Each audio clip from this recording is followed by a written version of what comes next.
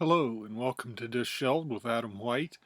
Today I'm going to do something a little bit different. I'm going to be talking about a TV show and a comic book tie-in that came out from IDW. The show is Star Trek Strange New Worlds. Uh, they have, I'm not sure when this video will go up, but a new season starts June 15th, the second season, which I'm glad because it's a great show. I've always been a Star Trek fan. I love the original series and the Next Generation, and Deep Space Nine is my favorite. Voyager was so-so. I didn't really watch Enterprise. I just couldn't get into it. And the Discovery show that they had on what's now Paramount Plus, it was CBS something whenever they first did it. I had some trouble getting into that either because it just things were kind of messed up on it, so I didn't really get into that. But I watched the third season of Picard, which of course had the reunion of all the Next Generation people, and I loved it for that. The show had its issues, but I'd recommend watching it if you were a fan of the Next Generation because it was fun to see them all together again. Anyway, when I finished that, I was in the mood for more Star Trek, and I thought, well, I've never seen anything on this Strange New Worlds. Maybe I ought to give it a try. The first episode was kind of a little bit too on the nose. They kind of were making it a parable about how Earth is on the wrong track and ends up in major war, and that's what led to eventually forming the Federation and everything. But um, it just it was a little too on the nose. They were trying to teach this other society not to make the same mistakes that we made. So it was okay as a first episode. Uh, it kind of introduced you to the characters, but then the second episode on were all really good. I really enjoyed the show. Uh, the cast is excellent. Anson Mount is great as Christopher Pike, the captain. He does a really good job uh, portraying Christopher Pike, and you get a lot of I'm not sure, but he's got a lot of character. You get a lot out of him, and Ethan Peck as Spock is outstanding. Spock's always been one of my favorite characters, and I thought you can't replace Leonard Nimoy. Why I have something with Spock in it, but I have to say Ethan Peck does an excellent job as Spock. He's actually Gregory Peck's grandson, which I didn't know. I thought that was an interesting fun fact. But he's excellent as Spock. Uh, they've got Uhura as a cadet, and they really show how smart she is. And she can speak like 38 different languages, and she's their linguistics expert. And so she's more than just answering the phone, which is what some people have accused of in the past. So you get a real insight into her character. And I forget the actor's name that plays her, but she does a really good job as Uhura. And you get a lot of that. There's a pilot named Ortegas, and she's a lot of fun. She always gives you her opinion on what they're doing and whether it will succeed or not. She's fun. The first officer, number one, uh, Commander Una Chen Riley, is played by Rebecca Romaine, and she does an excellent job in that.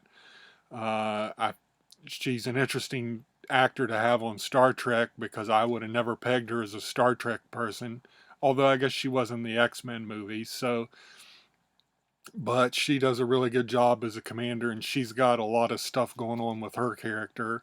And Dr. Mbanga is a really good doctor, and he's got an assistant nurse Chapel who was also a, a couple of times, I think, in the original series. And they're both really excellent characters. And the Doctor, Dr. Mbenga, actually has a subplot that goes through the series that's really interesting, and really kind of breaks your heart towards the end of it. And then Himmer is the blind engineer. I don't know what it is with engineering and being blind, but after Geordi and Next Generation, but he didn't have any kind of special stuff to make him see. He had, I forget what race he was, but he had minor telepathy and had used his other senses to do the stuff in engineering. Really liked his character. He was very funny. Uh, I mean, he was a really matter of fact person, but he was a lot of fun, and I really enjoyed his character. The shows ranged everything from uh, runs to alien worlds to they get caught up in a uh, some godlike creature's fairy tale that uh, I don't want to give anything away about it, but all the characters play characters in this fairy tale. And so Captain Pike is like this big coward that's a courtier, and it's fun to see him like that. And you've got all the actors playing parts that are completely different from their Star Trek characters, and it's just a really fun episode. One other character is Lieutenant Noonien Singh, who, if you're a Star Trek fan, will know that's the same as Khan Noonien Singh. I don't know why they chose to make her a descendant of Khan. It just seemed unnecessary because her character is a very strong character, uh, without having to do any relation to Khan. But she has a really horrible past that catches up with her in the series, and they take, I don't want to say which one it is, but they take a species from the original Star Trek and just make them absolutely terrifying. And that, I thought they did a really good job with that. It has all the fun of the original series, and except with, of course, better special effects. Uh, it's really an adventure series, and I really enjoyed it a lot. And if you have any interest in Star Trek at all, I highly recommend watching it. It's on Paramount Plus, new season coming up, or it might be here by the time this airs. I think this will be before it airs, but um, just a really, really good show. What they did then was IDW has the Star Trek license for the comics, and I haven't read a whole lot of them just because I've kind of had a lukewarm reaction to some of them that I have tried. But this was called, I've got it on my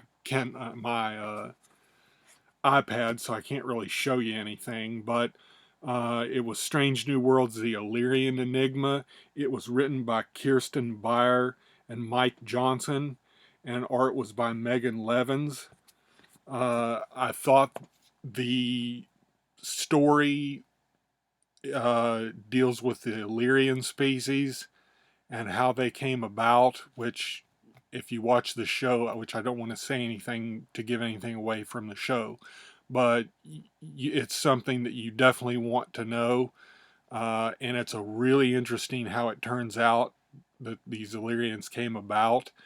I thought that the writers did a fantastic job. It felt just like an episode of the series. It was a 4-issue miniseries. It felt like it could have been an episode of it, and I mean that in a good way. And you really get a lot of information that actually adds to what you're watching on the show, and that's something you don't always get from the comics that are tie-ins to shows and movies and stuff like that. I thought they did a really excellent job. uh, the artist, Megan Levins, I thought she did a really good job with the likenesses. They weren't exact, but you could definitely tell they were who they were as the characters. Um, they but I wish I could show you the art, but I can't on my iPad because it just won't show up on the screen. But uh, they did a really good job. She did an excellent job doing the likenesses, and that's something I think is always really important in comics that are tie-ins to shows or movies or stuff like that, is to get the characters looking the way they should. That always helps when you're reading one of these, because if you are reading one where the characters don't look like the characters, like the actors, uh, it's it's distracting. So it did a really good job, highlighted a lot of the characters in it, and just really did a nice job, I think, tying season one into season two, because it has to do with something that happens at the end of season one and what will play out at the beginning of season two. So it was a really excellent comic. I highly recommend it. Star Trek Strange New Worlds, The Illyrian Enigma. All 4 issues are out. You can get them hopefully at your local comic shop. If not, you can get them on Kindle. They're only $1.99 each, which is a lot cheaper than cover price on the physical comic. And it's a really fun read that really does tie into the show and give you something extra that you wouldn't have gotten had you not had it. So anyway, really excellent show, really excellent miniseries. Uh, I hope you'll give it a shot if you're a Star Trek fan, even if you've never watched Star Trek. Uh, this might be a good way to get into it because it's a really fun show, and I really enjoyed it. So I hope that didn't take away too much from books this week, but I wanted to talk about it because it's a good show and it was a good miniseries, and I didn't want to. You couldn't really talk about the miniseries without talking about the show. So thanks for hanging out with me. I hope you enjoyed it, and I'll see you guys next week.